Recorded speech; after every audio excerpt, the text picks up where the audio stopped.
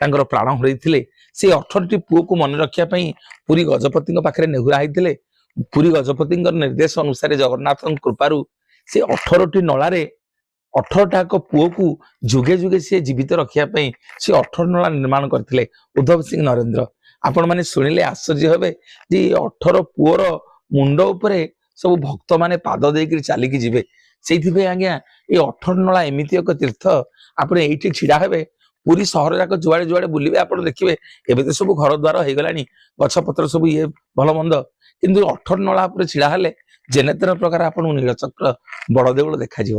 ଏବଂ କେହି କେହି ମଧ୍ୟ କହନ୍ତି ଗୁଣ୍ଡିଚା ମନ୍ଦିରର ନାକଚଣା ଦ୍ୱାର ଏଇ ରଣପୁର ରାଜା ଉଦ୍ଧବ ସିଂହ ନରେନ୍ଦ୍ରଙ୍କର ଧର୍ମପତ୍ନୀ ଯାହାଙ୍କର ଇଚ୍ଛା ଥିଲା ଏଠି ନାକଚଣା ଦ୍ୱାର କରିବା ପାଇଁ, ଏବଂ ଯୋଉ ଦ୍ୱାରରେ ପ୍ରଭୁ ଯାଉଥିଲେ ସେଇ ଦ୍ୱାରରେ ଫେରୁଥିଲେ।